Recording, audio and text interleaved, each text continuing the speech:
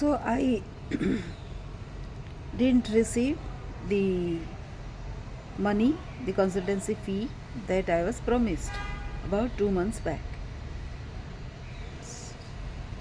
Now the money has been received at the client's end, and he didn't want to share it with me. For some reason, I don't know whether he felt that the work was too light, and he told me so, that he would do this same similar work, and he is going to earn from that. So it kind of insulted me. Why then he asked me to do that work? If he can do the same work all by himself, what is the use asking for help from me? So this has given me one insight, like multiple insights, but one of those insights is not to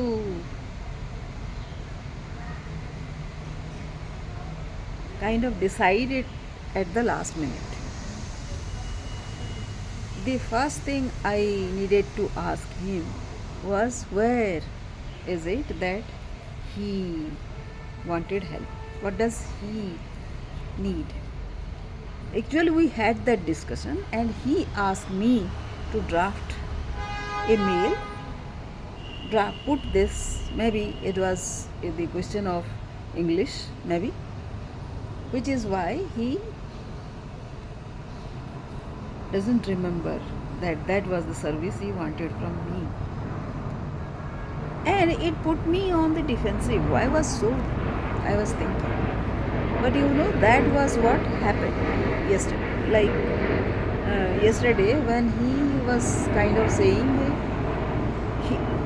like I should have guided him as experienced person. Did that mean that I shouldn't have asked for money? I was not clear. But well, why even he think of that? I think that is a lot to do with the way I have communicated so far. So it has to be put boundaries, put boundaries between the conversation. The other person, when it is such a professional relationship, there has to be some boundaries, and beyond that boundary, that person should not have expected. I don't know what was his expectations were, but I asked him. I waited for say 2 months for the payment, and finally when I asked, there was nothing wrong, but the mistake was about not asking money first, and then I started doing work even when I didn't receive money. That was the second realization that has happened. And I agree with coaches or leaders or whoever. They do not start until they receive the payment. Like, you have a long term relationship with somebody, and still one day you can face these situations due to several things. One doesn't know what exactly is the thing, but this might happen. So set your boundaries and make the payment happen at the moment when the discussion was happening, like what the person wants. And because you are offering your services, ask what services they want, rather than telling about your services as to what services you are offering. That is when the person remembers as to what services he expected from me. Then the the services should be strictly on those things. If you are thinking that the services should be about like there are so many preparatory things to be done to be able to extend that service effectively, then do not assume that as well. You have to kind of discuss that out, like this much time it will take, these things to be there in place before certain result will be achieved. That thing you have to put, and you will be surprised to know that these assumptions play a different ball game. So I have been associated with another organization, and they wanted me to work well. The understanding is very different with this organization, and I know that the preparatory work needed to be taken up. But when I started taking the preparatory work, for that also I needed some ground support, some ground MIS to be in place to start work.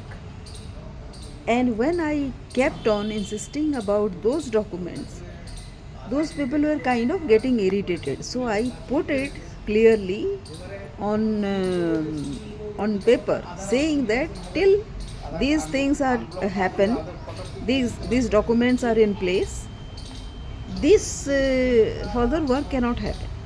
So it boiled down for the promoter that then I have to take certain action step. So I prevented from spending so much of energy on trying to uh, explain people as to why these documents were required. I stopped at that, because no matter how many times I asked them to prepare those founding documents, it was like not understood, and they thought that I was kind of interfering in their work unnecessarily. So if that is so, I am not going to work, right? So that was the second kind of experience that I had. So again, with the third organization that I started working, from the beginning I wanted them to kind of outline my role. I wanted a long term role so that I can influence them on policies, and I'll put forward my uh, idea when I introduce that particular community to them, and the certain work that is being taken up, why I am introducing that community to them. This also I'll make clear only when my long term role with the organization is ensured. That means there will be no short term and random reactions to what all steps I have taken. Because when you are doing something innovative, there will be thousands of decisions every day. In fact, every day you will take certain decisions based on the situation there, and it is not possible to kind of document everything and take the agreement of other people and then execute work. It is not possible. The person who is in charge needs to be trusted, and that trust doesn't come to a person in mid level. It comes from the strategic level. Mid level managers are not often trusted with their innovations, and that is a common thing to be observed in India, at least. At least from whatever I have seen. So I wanted this thing to happen. So these were the learnings, my initial learning, as I am trying to establish my standing with the Indian organizations. Soon I will be taking over, or say kind of expanding my reach to the international bodies, so that I'll get more professional interaction from there, and also people will be very convinced when I suggest something, right? My prior experiences were not very welcoming, because people do not like, whenever there is an innovation, the thought process behind that is not understood to everybody. And can you explain that? No. But you can outline certain things, what the scope of work will be, And in that you will, like one can, like I'll do, one can actually uh, like fix the amount of freedom that one can get and then operate. So these were my initial feelings, and in all of them, because I am a I hypnosis qualified coach also, and I am a healer also. So starting with, I am a healer. So I my primary thing will be like look at people with their point of view. I also think that it is lot to do with my energy. So my slowing down energy will create the magic. So I'll start with that. Of course, all the only things that I have described are action points, but basically it starts from the point of view that I have in mind. Thank you for watching. This is for today.